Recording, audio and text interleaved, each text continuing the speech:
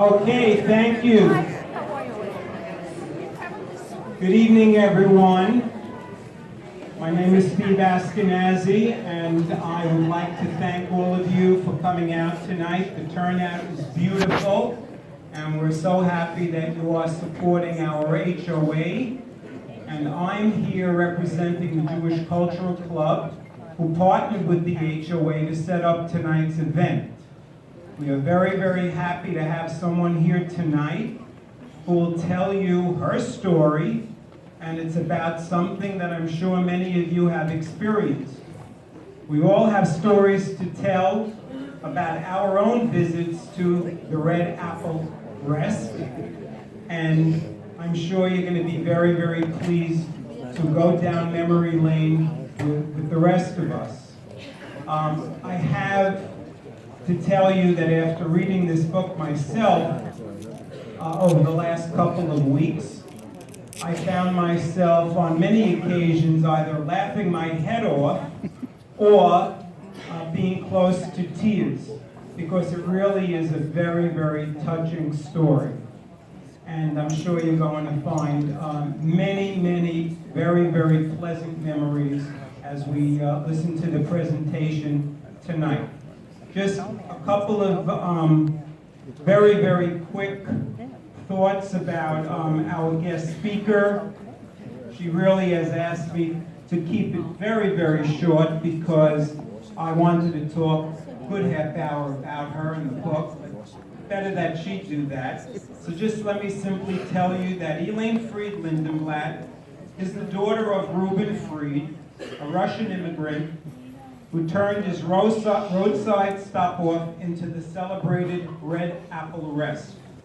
Elaine is an editor and a writer whose essays on topics ranging from slice of life to the Holocaust are widely published in Hudson Valley newspapers.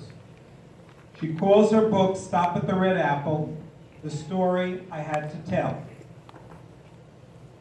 Just a quick reminder, if any of you took salt and pepper shakers during your stay, there's still time to return them. For those of you who brought your own tea bag and asked for a cup of hot water, we'll forgive you. On that note, please give a hearty welcome to Elaine Freed Lindenblatt.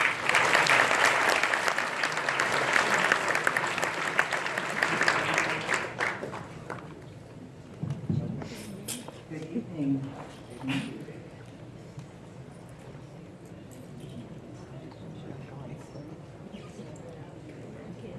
It is great to be here. This is a culmination of a lot of emails and phone calls and finding a date and all that, and it was all worth it to see you all here tonight, truly. I must thank Steve. You have an incredible chairman, president, whatever he does here. A lot, truly. And Charlotte, who was a wonderful, look, she set this up. What more could I say? This is, it's wonderful. Well, we're going to talk about the Red Apple tonight. Let me ask you to start off with, how many of you have been to the Red Apple Rest? No wonder we were so busy. Well, it's for you that I've written a book entitled Stop at the Red Apple. We have copies of that on the back table, and when I do an event where I don't have to come by plane, we also have some posters which we dispense with here. But anyway, I wrote this book for people who have been to the Red Apple to rekindle their best memories and perhaps create a few you didn't even know you had. How many of you have not been to the Red Apple Rest? Oh, the crowd is. Great. That's great. I love to speak before people who have not been to the Red Apple, because in addition to the book being a stroll down memory lane, it's also the memoir of growing up in small town USA in the middle years of the last century. It's a story, an only in America success story of a man, a family, and a business, and then you get 50-some years of popular culture. What went on during that whole swath of time that impacted our business and that we in turn impacted. So we got a little of everything. Up here is a pennant that was apparently sold in our gift shop. I must tell you, I never saw the pennant before. We're supposed to, via the internet, come across all this great stuff that we knew about, but apparently that was in our gift shop.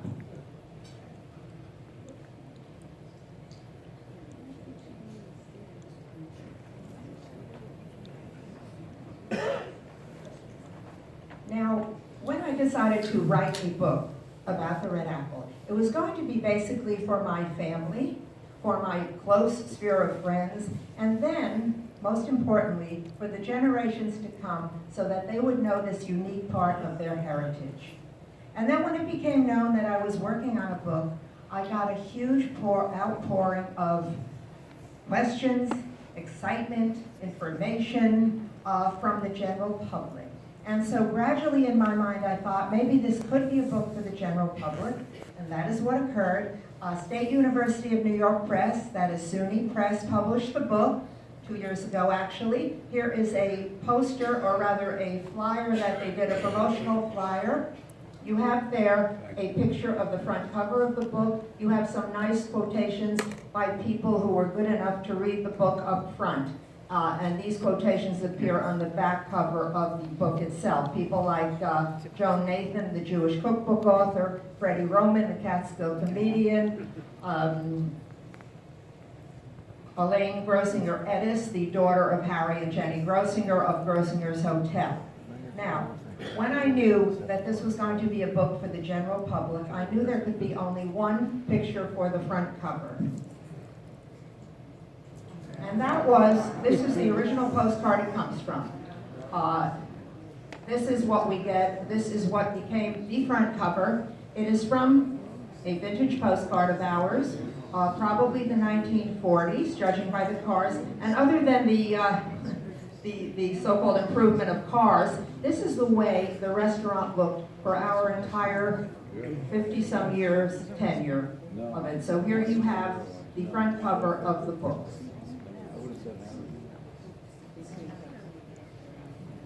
Now, if I had to sum up for you the Red Apple in 2 words, those words would be Reuben Freed. That was my dad, who started the restaurant and ran it for the remainder of his life. Let me tell you a little about him. He was born in Tsarist Russia in the last few years of the 1800s. He emigrated with his family in the early 1900s to New York. They settled in Brooklyn. And then he had little formal schooling, but he rose in the New York garment industry, as did many emigres. He started out sweeping floors in a factory. He became a tailor, and ultimately he and his brothers opened a women's clothing manufacturing company known as Freed Brothers. Freed Brothers did very well. He took time off in World War I. He was in the infantry in the American Army in France. He came home. We move into the 1920s, known as the Roaring Twenties. Freed Brothers was doing quite well. It became one of the leading women's manufacturing companies in New York City. This is 1924. He was courting a young woman from Staten Island, New York, by the name of Ethel Gooden. When he got tired of traveling the ferry back and forth, he proposed. This is their so-called wedding picture. It's the closest I've ever seen to a wedding picture. I've never seen a traditional wedding picture. I only hope there was a wedding to go with it. I think that's another book, though. So here we have 1924, my parents. I call it 1924 BC, before children, when they were still smiling.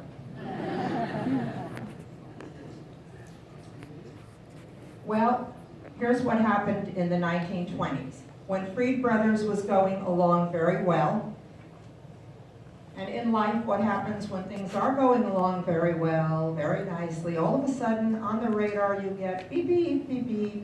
The first beep, beep was in 1929, known as the New York stock market crash. And when the New York stock market crashed, taking with it a good deal of the economy of the Northeast, One of his casualties was Freed brothers. They had creditors to pay, they had no money to pay them, and so ultimately they folded. And that was the end of my dad's garment career. Now we move to the summer of 1930. My dad found himself with a wife, a young son, and no means of income, nothing on the horizon. And one morning, he took a ride with a cousin who sold supplies to auto places along the highway. The highway in question being Route 17. At one such place, the man had a small snack bar, he had a gas pump, he had a little garage there, and they also saw the beginnings of what looked like a large building in the background. And when the cousin asked the owner about it, he said, "Oh, I have a problem. You know, my competitor across the road, Orset Boys, we were fine. I took care of the northbound traffic coming up the road, he took care of the southbound. But for some reason, he felt the need to put up a big restaurant, and it's already open. So what can I do? I have to follow suit. But I'm not a restaurant man. I'm a garage man. Do you know of anybody who could run a restaurant for me?" Well, the cousin did not skip a beat. He said, "Sure I do." And he turned around and pointed to my dad. My dad looked around. Who's in back of me? Because you can't be talking about me, after all. Up to then, my dad's only experience in the restaurant business was eating in the same cafeteria every day across from his place in New York City. Well, what started out as almost humorous, gradually in his mind took the form of, "I will try this." Because after all, he did run a big business, albeit not a restaurant. And really, what else was there?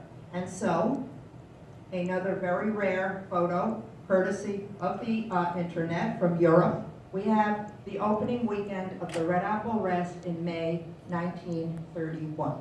You have there the, what it was over the front of the building, you have the patriotic looking red, white, and blue there.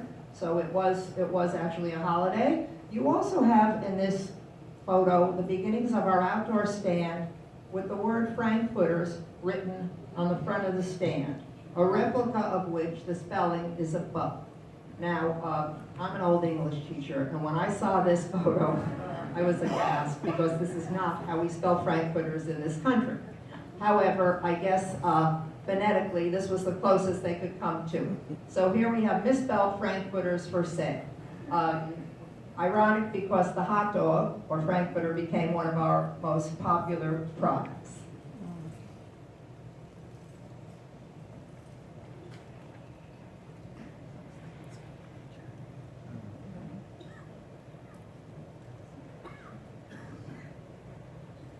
A little later photo, also very rare, also from a dealer in Europe. We have there, the apple is now on the stand, which has become a little more substantial looking, the outdoor stand. A lot of people looked for that apple on the roof of the building as they came up Route 17 to know they had arrived. There's also a bus in the picture. So let me tell you about that. When my dad opened the restaurant in 1931, we were going into what was known as the Great Depression. Now, when there's a depression economy and people are out of work and have barely enough food for their own tables at home, they're not about to go out and try a new, untried restaurant in a semi-rural area. So the Red Apple initially was in serious danger of folding before it even got a foothold. My dad tried different things. He was very enterprising. The book talks about some things he did try. Nothing really seemed to work. However, he did have an entree to the Greyhound bus lines. That was a very large national bus company with a major depot in Albany, New York. Now, we were somewhat central between New York City and Albany, and he thought, if I could sit down with the head of Greyhound and maybe convince him to let a couple of buses stop in, it might jumpstart us along here. And then my dad took a good hard look at the restaurant. It was new, it was modern by standards of the day, but you know, when you go to a restaurant, everything from a McDonald's all the way up to a fancy Lake Worth restaurant here, you get a ladies' room, you get a men's room. you get one of each. And that's what this place had. But he thought, wait a minute. If we're going to get a busload of people coming into the restaurant now, and they're all making a beeline for the restrooms, then they have to eat, then they have to get back on the bus, all in a very small space of time, this will be a disaster. So what my dad did do, and again, by 1930 standards, he went out and he borrowed from relatives the sum of $15,000. And with that money, he built restrooms, a lot more restrooms. He was then ready to sit down with the head of Greyhound, who was duly impressed, and he got the contract for every bus on the route from metropolitan New York up to Albany. And this is really what saved the Red Apple. And that's why this old Greyhound bus you see there deserves the good spot that it got, the good parking spot. Now, over the years, we've had many groups intensely loyal to our as customers and then to our memory, but none as loyal, as excited, as hungry as the Boy Scouts of America. Here, this is 1937, a caravan of buses pulling into the front of the Red Apple. The kids are hanging out the window. They can't wait to chow down, as they put it, at the Red Apple. They had camps up in Narrowsburg, New York, and they would go back and forth. And really, most of those buses stopped in. I have to tell you, the last couple of summers, they've invited me up to their place in Narrowsburg for their annual Alumni Day. I've spoken. They had a display of Red Apple memorabilia in their museum. And this coming summer, they celebrate 90 years of these camps. They came from all over New York City.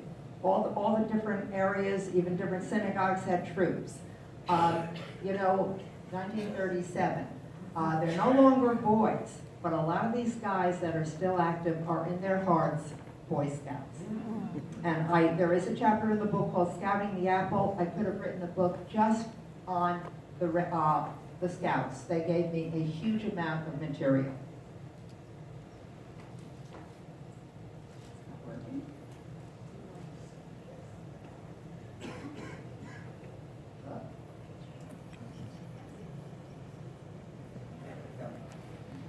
Well, we got through the Great Depression, and we had some stories in there.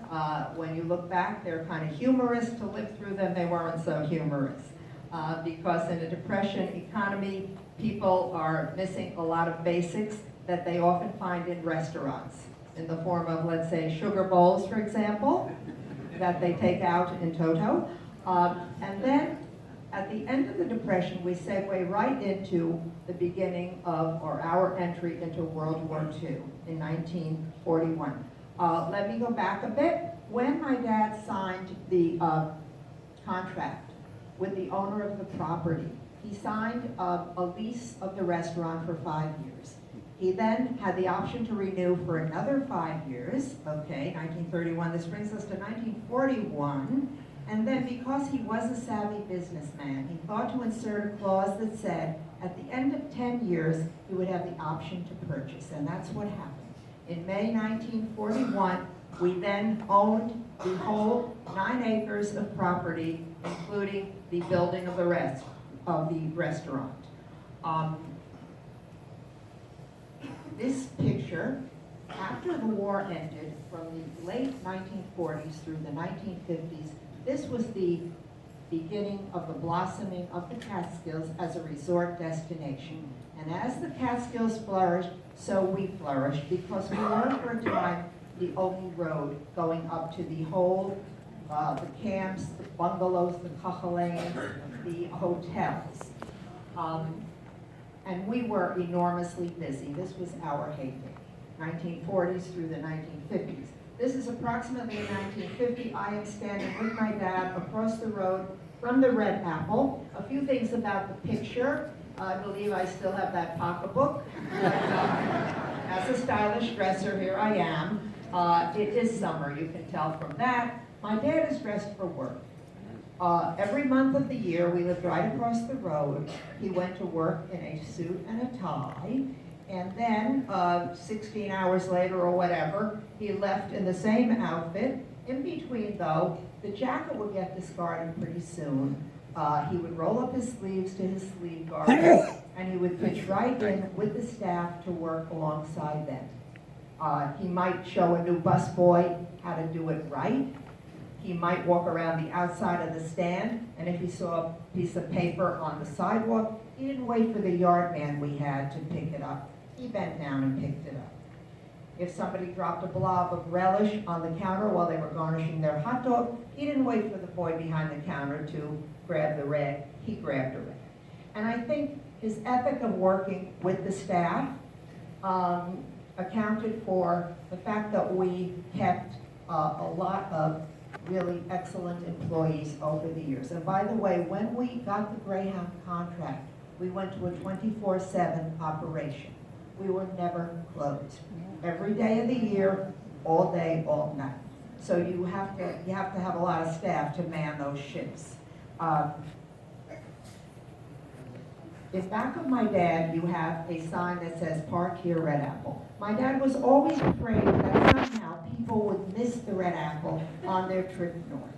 This was unlikely, at least to me, because it wasn't exactly a gray, laid-back building. It looked like a circus tent, in fact. But he erected a network of roadside billboards, starting in Mahwah, New Jersey, a 10-mile sign, 10 miles to the Red Apple. Then you had a 7-mile sign going north on the highway, a 4-mile sign, a 2-mile sign, a 1-mile sign. At the crest of the hill, 500 feet to Red Apple Rest. And then, if you had fallen into a coma from all the signs and you missed the place, the next sign was 200 feet back. You missed it. Turn around or catch us on your way back. It's okay. In the book, by the way, I have over 60 photos. And one of the photos is of three little matchbook covers that we used to have in the, that we used to have along with the cigarettes. Needless to say, a lot of people smoked then. And the reason I have that is because when you open that little matchbook, yes, you got the matches, but you also got on the inside cover a mini map of how you could travel on Route 17 and what you should do so that you would not perish the thought, miss the red.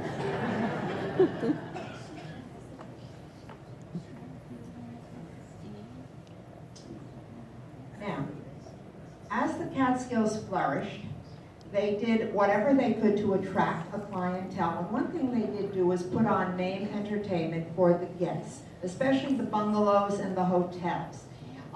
Here you have we had a night manager for many years, a wonderful night manager, John Lagana. He used to collect the autographs of high-profile people who came into the Red Apple, usually midnight, 1 a.m. on a Sunday morning, when the performers were coming back from doing their acts in the hotels or the bungalows. On this particular page, Rocky Graciano, a boxer who trained in the Catskills because they also put on sports figures.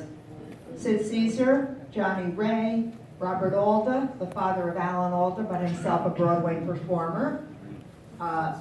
You have Joey Adams, Eddie Cantor, the Ritz Brothers, Henny Youngman, Milton Berle. And I tell stories about these people as they came into the Red Apple. Some of them, just like human beings, were nice to deal with, pleasant. They went to the counter, they got their food, they sat down, that was it.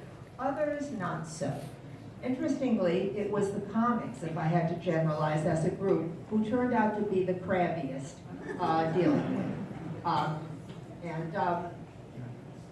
Actually, I remember one in particular. I don't know if you saw a few years back. They had a couple of films going around on Catskill humor, and they interviewed a lot of old comics.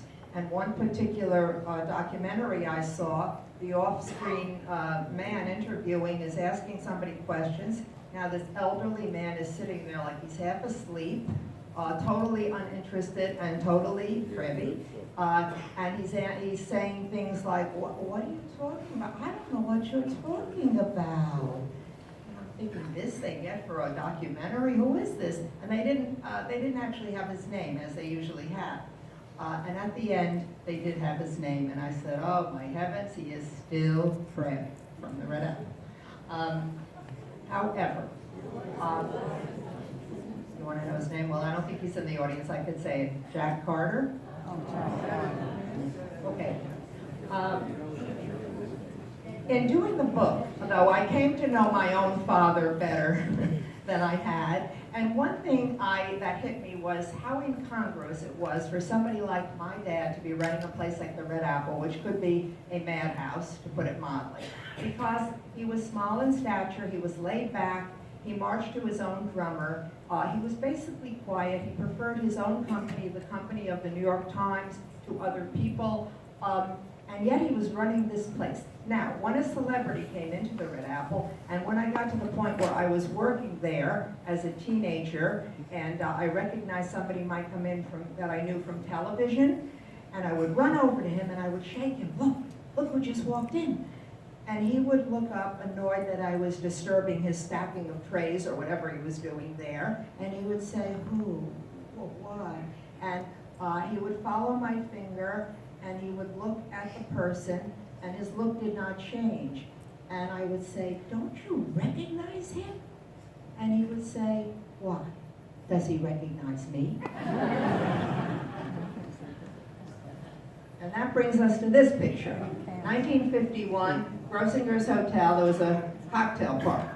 Well, we don't have to guess who that is because it tells us it's the mega famous Eddie Cantor, perhaps the most well-known performer of his generation. He is talking to, or I should say listening to, the mild-mannered Elaine Freed. And I love this juxtaposition of the two of them. My father is not fazed by that. He was a nice man, Eddie Cantor. So you have there, my dad didn't go out of his way to mingle with celebrities, but when I would imagine perhaps Eddie Cantor had a few questions to ask him, I don't know.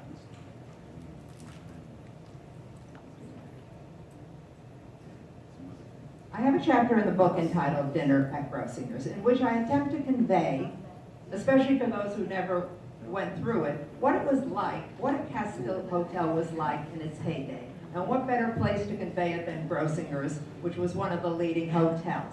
Now, we used to go to Grossinger's. This picture is my dad, my mom, me, and my older sister, Evelyn. You know, people say, well, gee, you were running a business that never closed. When did you go on vacation as a family? Well, that's easy. We did not. Because when the rest of the world was vacationing, school holidays, religious holidays, summers, that was when we were busiest of all. But twice a year, my dad's traditional Jewish roots got the best of him. And we were taken out of school. We went to school in Tuxedo, one town south. We were the only Jewish kids in the school, and we went away to a hotel such as Grossinger's. Now, it's funny, my dad is smiling in that picture, which is funny to me because when he had to sit with us for a week, his wife, and two chatty daughters, he was not a happy camper. In the Red Apple, where he ate all his meals, his companion would be the New York Times. Okay, he had a corner table, and that was it. He did not eat at home unless he had a really bad cold and my mom was making him a cup of tea. Otherwise, he went right across the road, and he was there the entire day. Now here, the trouble though, when you're used to the New York Times as your dinner companion and you don't like what it's saying, you can turn the page, right? Maybe there's something more interesting, next page. There's no page you can turn on these people, though. And back then, of course, when the Catskills were really in their heyday and people dressed for dinner and Parrish thought two women had the same dress on, this was a catastrophe and so forth, he found it a real challenge to eat with us for the week. However, I do talk about Grossinger's, and I do talk about how Grossinger's managed a really exciting feat, and that was on Yom Kippur, the fast day, when people fasted all day at Grossinger's, you could fast and still not miss a meal. Now, I said my dad was laid back, and he was his own person, and he felt that anyone who came to the Red Apple deserved, whether you were a mega celebrity or just anybody, deserved the same. You deserved good food, fair prices, and a decent atmosphere. But one part of my dad's personality was quite assertive, and that was how he exercised his American citizenship, a very proud possession of his. 1954, the Red Apple Kitchen. Averill Harriman, his wife, my dad, and our chef. In 1954, Harriman, and by the way, his family home was just up the road in Harriman, New York. He ran for governor of New York State, and my father gave him the use of several roadside billboards. So instead of people confronting on the highway, restaurant, bar, and cafeteria, now it said Harriman for governor, which confused a lot of people, by the way. However, he was elected governor. 4 years later, he ran for re-election against Nelson Rockefeller. He was defeated. But he remained a customer, a good friend, and very grateful to my dad for his help.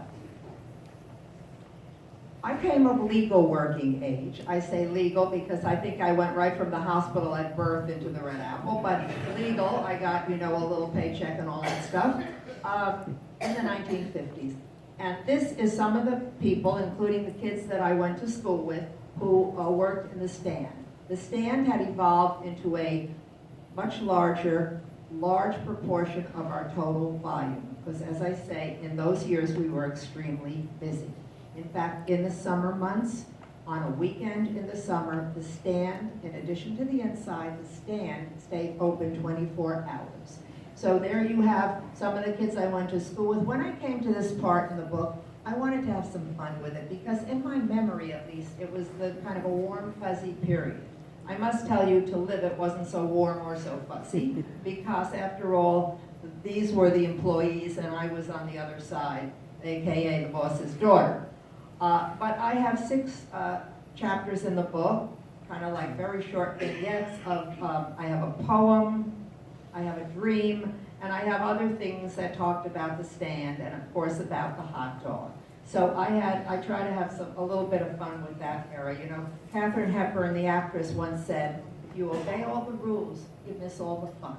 And at least in the book, if not in real life, I wanted to have some fun. Another picture from the 1950s, the south end of the stand, which, as I said, had gotten much bigger. You see the cars there, you see the restrooms, and this was given to me, this picture, by the Boy Scouts. Another picture, I thought it was returning GIs from the war when I saw it, but no, it was Boy Scouts coming back and forth from their camps up in Narrowsburg. So either intentionally or not, they all convened at the Red Apple. Now, the inside of the Red Apple. We were a cafeteria, and people have said, well, what was going on inside? Some people who knew the Red Apple very well, they knew it from a hot dog or a hamburger at the stand, because when they got there, they couldn't get into the front door, and they were on a limited time frame. But the inside had everything from a cup of coffee to a complete meal. All kinds of daily specials.